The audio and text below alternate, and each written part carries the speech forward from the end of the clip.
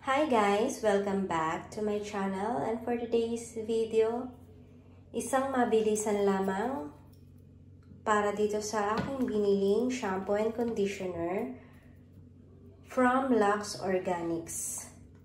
First time kong gagamit nito, okay? Nakagamit ako ng Lux Organics na other product, like yung lotion nila. Okay naman.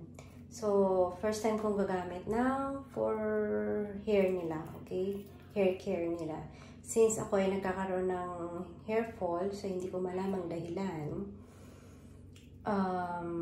itatry natin ito. Kasi talagang anila talaga ng aking hair fall. Ang ginagamit ko lang naman ay Dove.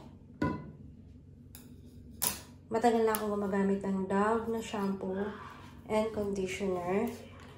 Pero ngayon lang ako talagang nasobrahan talaga ng hair fall. As in, talaga ang kapal talaga na every time maliligo or kahit, alamin, nakaupo ka lang, pag umalis ka sa upuan mo, kita mo dun sa upuan mo, ang daming mga hair fall. Sabi daw sa stress, pero wala naman akong ikinaka-stress sa buhay. Or kung meron man, baka unconsciously, may stress ako, hindi ko lang alam. Or due to hormonal imbalance, we don't know. Pero, aside from that, dahil hindi pa naman natin talaga malaman, di gumamit muna tayo ng ganitong products. Okay? So, hopefully, tumalab siya sa akin. Mukha naman siyang mabango. And thank you for Watson for the secure packaging of my order. Walang leakage, walang leaking.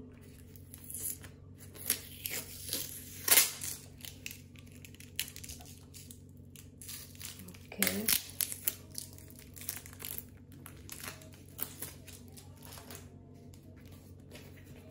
So, amuyin natin itong conditioner. Oops! Nakasil pa siya. Kaya hindi natin siya buksan natin. Okay.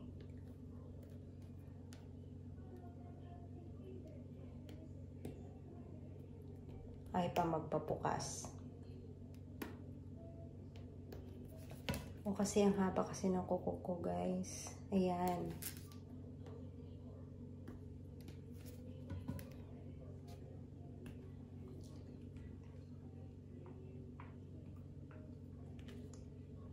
Ang bango niya. Para ka nagpasalon.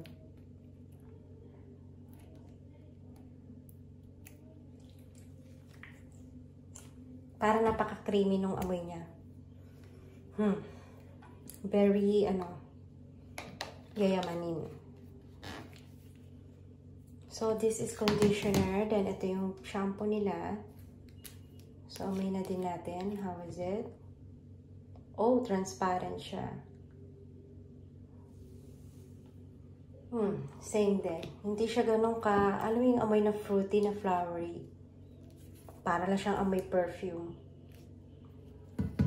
Ay, hindi siya fruity. Hindi siya flower, scent. So, yan guys.